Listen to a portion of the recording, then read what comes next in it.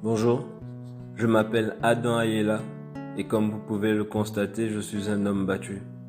Comment est-ce possible? Tout d'abord, mes ennuis ont commencé quand j'ai perdu mon emploi.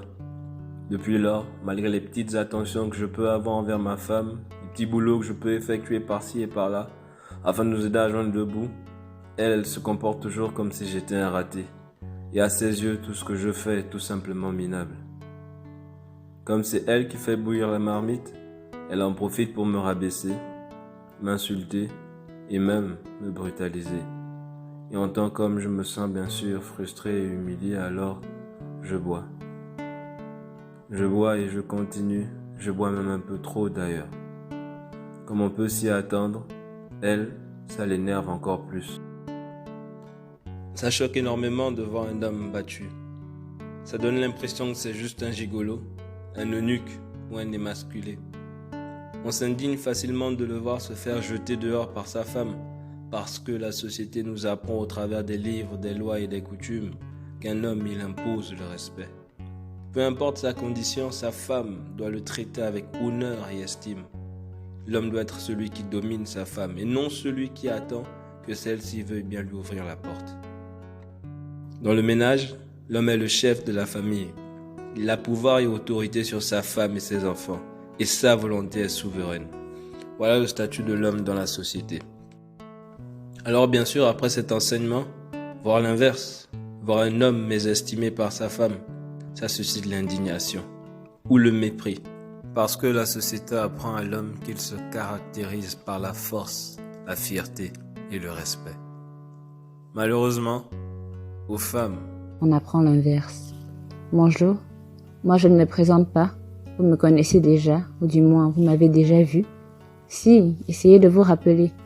Je suis cette femme souriante, cette sœur, cette collègue, cette amie, cette voisine, que vous saluez probablement tous les jours et que vous croyez heureuse parce que dans nos sociétés, le mariage, pour une femme, c'est déjà une réussite en soi, un accomplissement personnel.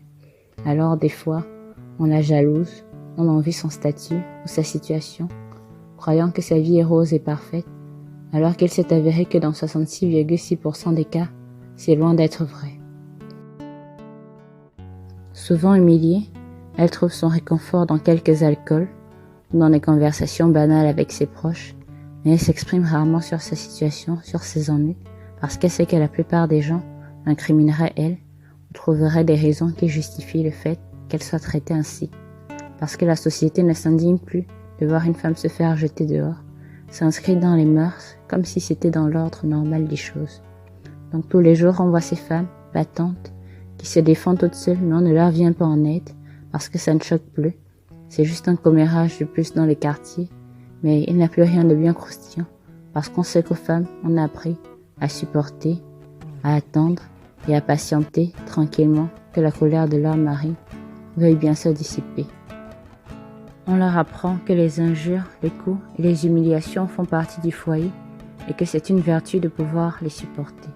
On leur apprend que dans le mariage, le viol n'existe pas parce qu'elles ne doivent pas dire non à leur mari et que de toute façon, leur corps n'est pas leur propriété, comme si pour elles, la violence avait été légalisée.